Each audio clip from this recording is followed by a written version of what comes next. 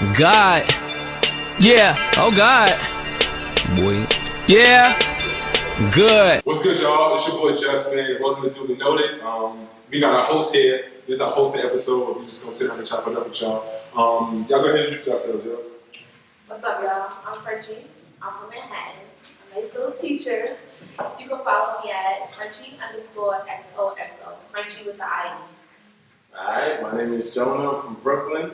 You can follow me on IG at topnotch_TR3_DAWG.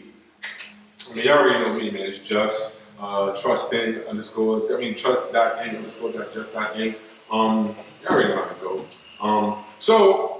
Kind of the backstory to why we started this episode is that we shot the first episode, but based on the feedback, nobody knew what to expect, who to look for. Basically, there was no structure to it. We just kind of threw an episode out there and it was just like, oh, this is Duly Noted, watch it, tune in.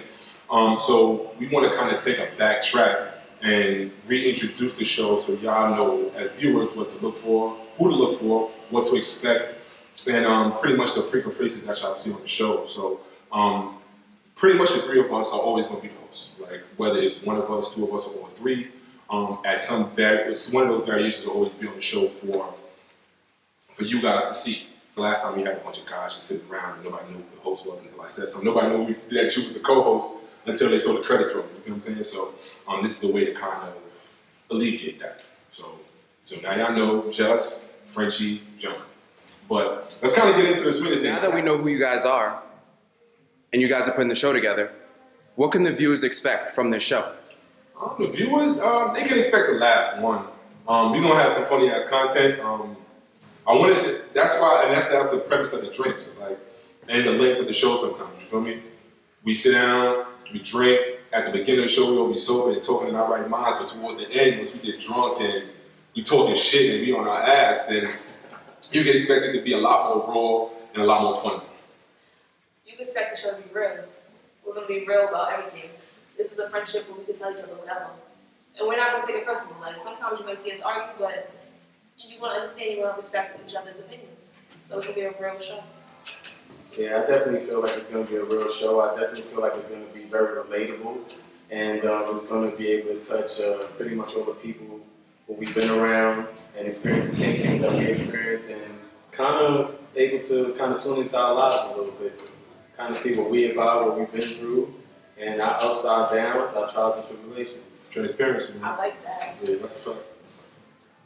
So what do you feel that the ceiling of the show will be? The ceiling? Honestly, now that I'm seeing, I used to think that my ceiling would be like the Breakfast Club mixed with a little bit of drink champs. But now that I saw the shop, that's kind of the vision that I had. Like, I want it to be like a well-produced, well-put-together show that everybody just wants to watch just because it's good content put out. I don't believe in giving anything to say. There you go. Shoot for the stars. True. Shoot for the stars. Like, you go above and beyond. You see the shop, want to be better than the shop. You want to be better than the shop. Yeah. So, I'm definitely kind of on that same wave.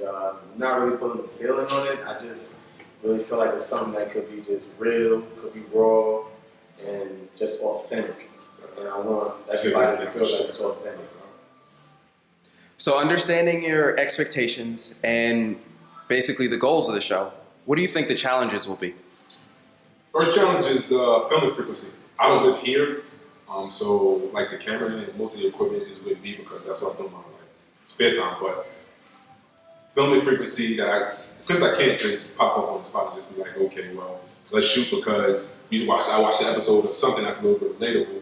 I think that's one of my challenges. honestly, I agree with that. That's the most, like, time. Everybody's timing, making sure we're all together on the same page as far as the show and everything. That's one challenge I think we're going to have, actually. I think pretty much just getting it out there. Just trying to put Duly Noted on the map. Just trying to get people to realize and recognize what we're about, the things that we're doing, and just progress that's just being made with all of this. So I think those are some of the challenges that we're going to face. But content too, though. You know what I'm saying? Absolutely. I feel we have a lot of content. Yeah.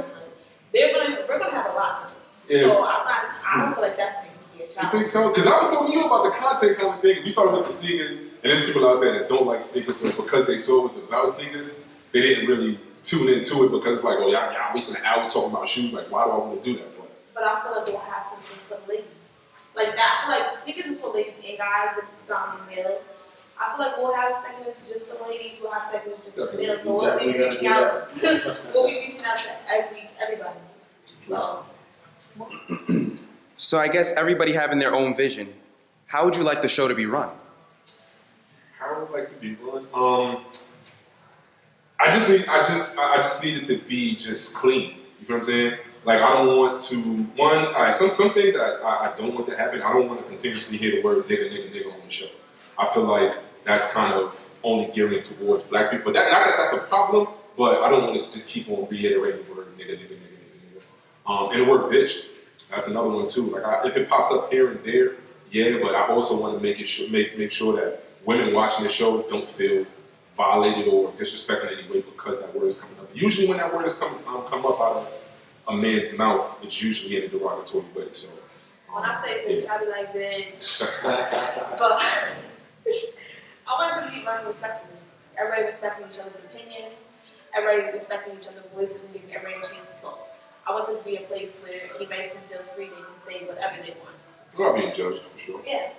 I don't know. I kind of see it as like wanting to be a therapy session, like just kind of being able to come on here in front of camera and just really talk real talk and being able to talk about things that people necessarily don't want to talk about, say things that people necessarily don't want to say that's going to be put out to the public.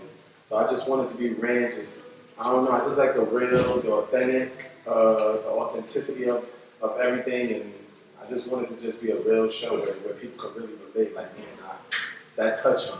And I want to walk the ranger's edge when we're doing it, you know what I'm saying? I want to be able to say something that makes somebody so mad that they're like, you know what, the fact that he's on camera saying this, and they feel I'm incorrect, they want to be like, they come to me or reach out and say, hey, yo, like, you said something on the show, and I don't agree with it, but you said it. Now that you said it, I want to get on and kind of have a conversation about what you said and point out why you're wrong about it. And if that ever happens, I'm more than welcome to open it up and allow them to come on and we can sit down and talk. But yeah, that's pretty much another thing I want to add into it, how I want to run. So it's three of you hosting this show. Dead or alive, celebrities, or anybody in the world. If you could have one person come on, who would it be, and what would you ask them? That's good. Nipsey. Nipsey would still be on the stage. Same here. As one person. Same here. And the reason why I really feel like it's Nip is only because of how relevant Duly was. I've been listening to his music from jump. I've been watching a lot of his interviews, and the way he created everything that he created from the bottom up, it's kind of like the same struggle that we all going through right now. It's just that we find things that we want to do, and it's just hard to get it up and running. And he inspired us to kind of to do that. So General, one person I know on the show. Ho is enough, yeah, that's for sure. I ain't gonna lie. D.L. Hughley. Oh, I like D.L. That's a good one. I think like his comedy side, I don't really mess with his comedy. But like just chopping it up about the black culture, how he feels about certain things going on in the community, politics, finances and stuff like that. I think he's got a real educated mind, and he's just gonna say whatever he wants to say about it all. So recently, like his interviews that I've been watching and stuff like that, they've been pretty dope. Funny, not crossing the line, informative, but yeah, D.L. for sure. That's a good one. You know, another person is Chelsea Lee. I don't even know what it is. You know what it is? You stuck me on that one. It's alright. She's very interesting character. Chelsea Lee. And then, you know, sis Beyonce for the Beehive. If we can have it that way, of course. But if we can hold Beyonce come. That's true too. Expectations, got it. So Duly Noted is the name. Where did it come from? How did it start, and why? Duly Noted, like, to think about it, like, it's been on my mind for a while. Like, this is something that's been on my mind for years, you know what I mean? And where the name came from, it kind of just one of the things where it's like, what sounds better? You know what I mean? I had a bunch of names. Hennessy in the morning, brewed whiskey, or like I had like a name of like 20 names. And I said around mad people, and Duly Noted came back as is. And then I started trying to get logos made and stuff like that, and Duly Noted was it. But like how it started, like as far as the panel goes, like we got episodes where it was 7 of us on the panel. We were sitting down chopping it up, talking to one another, and it kind of got a little rambunctious at a moment in time where we were cursing and talking over each other, and some people were talking and some people weren't. But we kind of had to tweak it a little bit, and I found myself talking to 2 or 3 people mainly, maybe 4, that were just like a voice for what I wanted to come across camera. And outside of Chris, this is pretty much it right here. You know what I'm saying? So that's where it started for me. That's cool. No, I met Joshua while I was in college.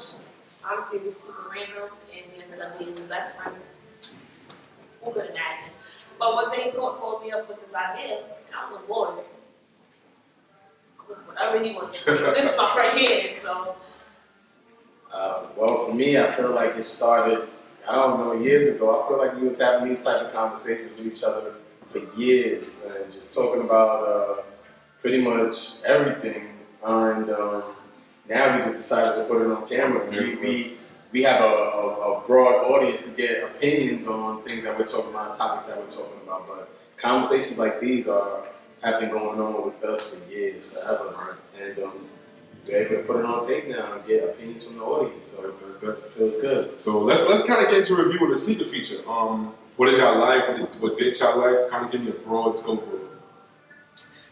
So I like sneakers, but I don't know if I like an album with the sneakers. So a lot of what I've heard was it was kind of very long. So maybe they're bringing short episodes. That would be definitely ideal for certain episodes. Yeah. I mean, you know, episodes where people can relate to, not just really one population, one area of people can relate. So my response to that is that like it's gonna be tough to put out content that everybody can relate to. We don't have some kind of episodes that we do that, but I wanted to kind of open up something that was a little more relatable than others, because I feel like guys are sneakerheads and then girls that guys date are sometimes like that. So it's kind of like a window into. It was a window into sneakers, yes, but it's also a window into our personal lives. I have a girl perspective on that in that episode would have been super ideal. I feel like, because there are girl sneakerheads. I feel like there's probably a lot of girl sneakerheads out there that can relate it and didn't have a voice in that. So adding that too would definitely help that episode. I dig it. I feel like it was a really dope episode. I feel like it was a dope experience. And most of all, I feel like putting it out there, for one, kind of gave us, the leverage to hear what people felt. It kind of shows what we needed to do to kind of get Duly Noted up and running. And we appreciate all the feedback that we receive from everybody. And we definitely gonna keep it in mind. And we're gonna continue to look at the feedback, listen to the feedback. But at the end of the day, we're here to talk about what we're going to talk about. We're here to keep it real the way we're supposed to keep it real. And we're here to put out the content that we feel like is going to really touch the masses. Like, let me just say, sorry, y'all look great in that. Y'all was dope as hell. So touching on that's a fact. Appreciate that. Touching on the time topic, like now that I've gotten back the fact that it was too long, I feel like we're gonna split. I want to split the episodes. You know what I'm saying? So like, in my mind, I want to have seasons of Duly Noted where we break it down into just conversations and interviews. You know what I'm saying? Like, so the first episode would be kind of like an interview because Chop and Kirk and Chris were more the focal point of that. But I don't want to sacrifice content for time. You know what I'm saying? Like, I don't want to, just because some people don't like our own episodes, that if we got a good one that we talking about in time, that we say, we're going to stop it here just because it's too long and forget what anybody else got to say about it. So what I want to do now is kind of, if you're going to have short episodes in the interim, then it just be between the 3 of us. You know what I'm saying? So this kind of setting would be our short episodes as opposed to when we're talking about more controversial stuff and there's more people on panel, so we're trying to get everybody's idea. You know what I'm saying? But that's definitely something to keep in mind. The girl thing though, some point it should happen that weekend to where we couldn't have a female on set. It kind of got me mad, but I mean, I want to shoot another episode with all females, but just not about sneakers. But it's gonna come up again. Like I'm reading this book now about feminism and stuff like that. I'm reading some stuff about feminism, and I kind of want to hear some females' ideas on that. But we don't have a bunch of topics, so we're just talking about females and how things go and stuff like that. Another bit of feedback that we got was you weren't talking enough on the show. So what have you got to say about that? Yeah, y'all gonna hear from me. That's what I got to say about that. I think that y'all definitely gonna hear from me. Like I said earlier, I gotta get through the little butterflies, being on camera, getting used to being on camera, getting used to opening up my life and things that I'm about or things that I've been through to an audience. I'm definitely, you guys definitely gonna hear from me. Yeah. That's another thing too. Feedback. Me being behind the camera. And I heard that was good too. So. Me being behind the camera. I'm used to being behind the camera and not being seen or heard. But now that it's an opportunity for me to be in front of the camera, it's definitely different. But I'm kind of used to it now. You know what I'm saying? Like I'm gonna talk my shit. It's gonna happen. Y'all gonna love me or hate me, and I'm cool with that. You know what I'm saying? But again, it's gonna be content worthy. You know what I'm saying? What else was there? The glasses was another thing I heard. You actually said, you called me up. It was like, yo. And I can't deal with a bunch of different cups. Yeah. Everything has to be on the same page. If Yeah, we're going to do solo cups, we're going to do solo cups. If we're going to do glasses, we're going to do glasses. I don't like disorder at all. So I feel like, especially when people are watching me, they're definitely seeing the little details of what's going on. When you're having 100 different cups, it looks like a bunch of disorder going on. Very disorderly. So. My heart dropped a little bit when I put it out, but once I started getting good feedback about it and stuff like that, then I was good. Good or bad feedback, either way, it's feedback. But I'm gonna have fun. It was fun shooting, it was fun editing, it was fun recording.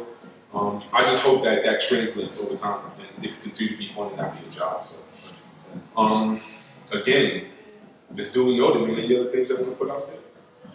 That's it. This is Duly Noted.